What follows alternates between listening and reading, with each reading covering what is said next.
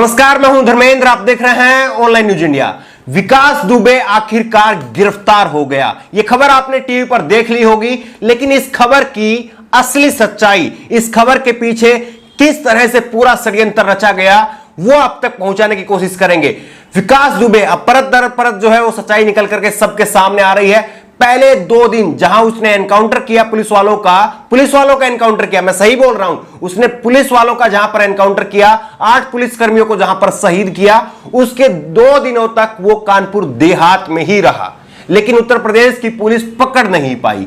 उसके बाद में खबर आती है कि ये ही विकास दुबे हरियाणा के फरीदाबाद में जो है वो पहुंच जाता है, लेकिन वहां से भी पुलिस को चकमा देकर के ये फरार हो जाता है। और उसके बाद में 14 घंटे का सफर करके, बिल्कुल ध्यान से सुनिए, 14 घंटे का सफर तय करके 774 किलोमीटर की दूरी तय करके यह विकास दुबे मध्य प्रदेश के उज्जैन में महाकाल मंदिर में पहुंचता है। और उसके बाद में वहां पर जाकर के 250 रुपए की पर्ची कटवाता है, अपना नाम विकास दुबे बताता है, और उसके बाद में फिर वहां पर स्थानीय मीडिया के सामने, स्थानीय पुलिसकर्मियों के सामने अपनी गिरफ्तारी देता है। अब मध्य प्रदेश की पुलिस कह रही है कि उसने विकास दुबे को गिरफ्तार कर लिया है। बिल्कुल नहीं, यह गिरफ्तारी कहीं से नहीं है, यह बल्कि विकास दुबे का सरेंडर है। अगर आपको गिरफ्तारी ही करनी होती और अगर आपको आपने गिरफ्तार किया होता तो आप जो है वो बैरिकेड लगा करके सीमा पर गिरफ्तार करते, मध्य प्रदेश उत्तर प्रदेश की जो सीमा है वहां पर वो गिरफ्तार करते, लेकिन ये उज्जैन के महाकाल मंदिर तक पहुंच गया और आप इसको गिरफ्तार नहीं कर पाए, और वहां जाकर के ये सरेंडर कर रहा है, तो आप अपनी पीठ थपथपा रहे हैं कि हमने इसको गिरफ्तार कर लिया। बिल्कुल नहीं, ये सरेंडर है। दूसरी बात यह है कि किस तरह से विकास दुबे ने मंदिर के अंदर जाकर के, महाकाल मंदिर के अंदर जाकर के, बहुत बड़ा मंदिर है महाकाल का मंदिर, मैं खुद वहां पर गया हूं, हमने वहां से रिपोर्टिंग भी किया है। महाकाल के मंदिर में जाकर के ये विकास दुबे गिरफ्तारी अपनी देता है। साफ तौर पर पूरा प्लान था विकास दुबे का। विकास दुबे का अगर आप चेहरा देखें तो ना कहीं से खौफ है, ना सिकन है, ना कहीं से कोई डर है। ऐसा लगता है कि उसका पूरा प्लान था और उसके प्लान के तहत विकास दुबे ने अपनी गिरफ्तारी दी है। और उसने पूरा प्लान किया था कि मैं मंदिर के अंदर जाऊंगा और ऐसे समय में जाऊंगा जब मंदिर के अंदर अच्छी खासी भीड़ हो, तो पुलिस चाहकर भी उसका एनकाउंटर नहीं कर पाएगी। और अब उसकी गिरफ्तारी हो गई है, और गिरफ्तारी होने के बाद में ऐसे में उसके एनकाउंटर की संभावना बिल्कुल खत्म हो जाती है, क्योंकि अगर इस समय अगर अब उसकी पुलिस में जो है वो एनकाउंटर करती है तो ये कस्टोडियल डेथ मानी जाएगी, ये एनकाउंटर नहीं माना जाएगा। तो ये पूरी तरह से प्लान था। दूसरा, विकास दुबे तो गिरफ्तार हो गया, लेकिन विकास दुबे के साथ में जो विधायकों के संबंध रहे हैं, जो मंत्रियों के संबंध रहे हैं, जो सांसदों के संबंध रहे हैं, क्या उनके भी गिरफ्तारी हो पाएगी?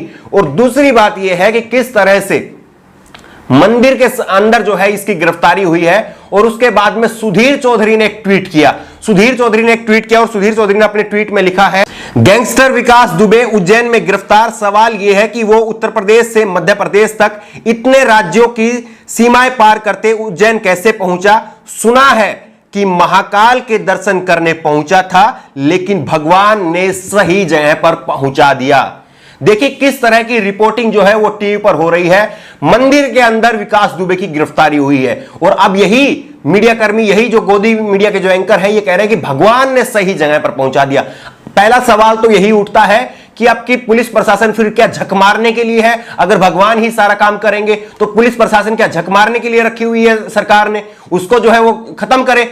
दूसरा सवाल यह है कि किस तरह से ये लोग कह रहे हैं कि भगवान ने सही जगह पर पहुंचा दिया, मंदिर के अंदर गिरफ्तारी हुई है। सोचिए थोड़ा सा इसका उल्टा सोचिए कि अगर विकास दुबे का नाम जो है विकास खान होता और मंदिर की जगह इसकी गिरफ्तारी मस्जिद से होती, तो यही गोदी मीडिया के एंकर किस तरह से अभी तक हल्ला काट रहे होते कि मंदिर के अंदर, मदरसों के अंदर आतंकवादी पैदा होते हैं, उनका जखीरा जो है वो मस्जिद के अंदर पाया जाता है। लेकिन उज्जैन का मामला है, इतना पवित्र मंदिर है, मैं खुद भी गया हूं, मेरी भी आस्था है, लेकिन किस तरह से हमारी जो प्रतिक्रिया होती है, हमारी मीडिया का जो नजरिया होता है, हमारे सरकार का जो नजरिया होता है, वो किस तरह से अलग अलग होता है जब मंदिर में किसी की गिरफ्तारी होती है और जब मस्जिद में किसी की गिरफ्तारी होती है। लेकिन सवाल यह है कि किस तरह से उत्तर प्रदेश में बीजेपी की सरकार, हरियाणा में आया तो हरियाणा में बीजेपी की सरकार, और उसके बाद में मध्य प्रदेश में गया तो मध्य प्रदेश में भी बीजेपी की सरकार। क्यों आखिरकार ये राजस्थान में नहीं गया, क्यों आखिरकार ये पंजाब में नहीं गया, क्यों आखिरकार ये जो है वो नेपाल की तरफ नहीं गया?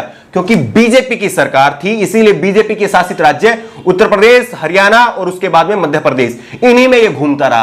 पूरी तरह से सरकार और सरकार के जो अंदर के बैठे हुए नुमाइंदे, मंत्री, विधायक, सांसद, उनकी सह जो है इसको प्राप्त थी, उनका संरक्षण इसको प्राप्त था और उन्हीं के दिशा निर्देश पर यह चल रहा था। और अगर यही जो है वो राजस्थान में अगर गिरफ्तार होता तो आपको मालूम है क्या होता? राजस्थान में अगर गिरफ्तार होता तो राजस्थान की पुलिस, क्योंकि ये कानून है, ये कानून ये कहता है कि अगर किसी मोस्ट वांटेड की गिरफ्तारी किसी दूसरे राज्य में होती है तो उस राज्य को, जो संबंधित राज्य है, उसको सौंपना होता है। लेकिन जिस राज्य में गिरफ्तारी हुई है वहां की पुलिस भी उसको रख सकती है कुछ दिन के लिए अपने रिमांड में और वहां पर उससे पूछताछ कर सकती है। तो अगर यह राजस्थान की तरफ भागा होता और राजस्थान में गिरफ्तार हुआ होता तो राजस्थान की पुलिस इससे पूछताछ करती और राजस्थान की पुलिस इससे वो तमाम राज उगलवाने की कोशिश करती जो राज इसके अंदर है। लेकिन ये राजस्थान में नहीं गया क्योंकि वहां पर कांग्रेस की सरकार है। ये गया तो गया हरियाणा में, गया मनोहर लाल खट्टर, बीजेपी की सरकार। उसके बाद में उज्जैन में, मध्य प्रदेश में गया जहां पर बीजेपी की सरकार। क्यों? क्योंकि फिर वहां पर जो है एक दूसरे राज्य का जो समर्पण, ये जो कैदी का जो समर्पण करना होता है वो फिर आसानी से हो जाएगा, उसमें कहीं पर कोई दिक्कत नहीं आएगी। और दूसरे राज्य की पुलिस, अगर कांग्रेस की राजस्थान की पुलिस होती तो वो वहां पर पूछताछ करती। दूसरा एक इसमें एंगल निकल करके आ रहा है, वो एंगल ये भी निकल करके आ रहा है कि आखिरकार उज्जैन के महाकाल मंदिर में ही इसने गिरफ्तारी क्यों दी? क्या ये वाराणसी के किसी मंदिर में जो है वहां पर भी गिरफ्तारी दे सकता था? अगर इसको मंदिर में ही और इस तरह की जगह पर ही जो है गिरफ्तारी देनी थी जहां पर इसका एनकाउंटर ना हो सके, तो फिर ये वाराणसी में, उत्तर प्रदेश में, वहां पर भी जो है अपनी गिरफ्तारी दे सकता था। लेकिन इसने उज्जैन के महाकाल मंदिर में जाकर ही क्यों गिरफ्तारी दी? इसका भी अगर डॉट्स मिला करके देखें, अगर इनको डॉट्स को मिला करके देखें तो तस्वीर जो उभरेगी वो तस्वीर आपको दिखाई देती है। तस्वीर ये कहती है कि उज्जैन के महाकाल मंदिर में गिरफ्तारी करवाने के पीछे, क्योंकि पूरी तरह से ये प्लान है, पूरी तरह से ये प्लान है कि किस तरह से उत्तर प्रदेश की पुलिस इसको गिरफ्तार नहीं करती है, हरियाणा की पुलिस इसको गिरफ्तार नहीं करती है, मध्य प्रदेश की पुलिस इसको गिरफ्तार करती है। क्योंकि उज्जैन वो एरिया है, उज्जैन वो इलाका है जहां पर 24 विधानसभा सीटों को लेकर के उपचुनाव होने हैं। अब उज्जैन के जो गृह मंत्री हैं निरोत्तम शर्मा, वो इसको लेकर के अपनी पीठ थपथपा रहे हैं। वो कह रहे हैं कि मध्य प्रदेश की पुलिस ने, देखिए जो काम मध्य प्रदेश, उत्तर प्रदेश, हरियाणा, राजस्थान की पुलिस जो है वो नहीं कर पा रही थी, वो मध्य प्रदेश की पुलिस ने कर दी है। इसको लेकर के नरोत्तम शर्मा जो है वो अपनी पीठ थपथपा रहे हैं। तो सीधे सीधे तौर पर यह संकेत है कि आने वाले 24 विधानसभा सीटों के उपचुनाव में भी इस मुद्दे को उछाला जाएगा कि देखिए मध्य प्रदेश की पुलिस कितनी ताकतवर, कितनी सिंघम है कि उसने विकास दुबे जैसे आतंकवादी को गिरफ्तार कर लिया। इसको लेकर भी जो है वो विधानसभा के उपचुनाव में जो है इसको मुद्दा बनाया जाएगा।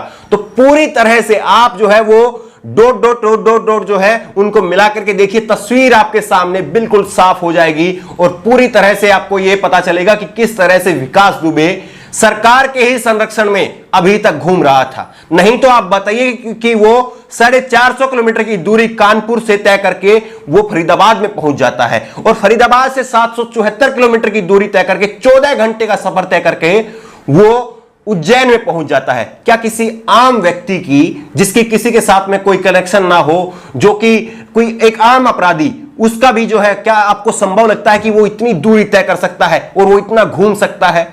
और जिस तरह से मैंने आपको बताया कि मीडिया जो है आज कह रही है भगवान ने उसको सही जगह पर पहुंचा दिया। अगर यही कोई विकास दुबे की जगह विकास खान होता और मस्जिद में इसकी गिरफ्तारी हुई होती तो सोचिए कि ये मीडिया, गोदी मीडिया कितना तांडव मचा रही होती और बीजेपी के जो प्रवक्ता है वो कितना तांडव मचा रहे होते। लेकिन ये करारा तमाचा है उत्तर प्रदेश की पुलिस के मुंह पर भी, हरियाणा की पुलिस के मुंह पर भी और मध्य प्रदेश की पुलिस के मुंह पर भी, क्योंकि तीनों राज्यों में ये घूमता रहा। तीनों राज्यों में बैरिकेड लगे हुए थे, सीमाएं सील थी। उसके बाद वो किस तरह से घूमता रहा और किस तरह से पुलिस जो है उसको पकड़ने में नाकाम रही, क्योंकि पुलिस को हाथ बांध कर के रखे हुए थे। नहीं तो आप बताइए कि किस तरह से ये खुलेआम घूमता रहा। सीधे तौर पर सरकार के सत्ता के संरक्षण में ये सब कुछ हुआ और सरकार के सत्ता के संरक्षण के इशारे पर ही ये सारा गंदा खेल जो है वो खेला गया। अब सवाल यही है कि जो इसके गुर्गे लगातार एक के बाद एक मारे जा रहे हैं, इसका घर जो है वो तोड़ फोड़ कर दिया गया,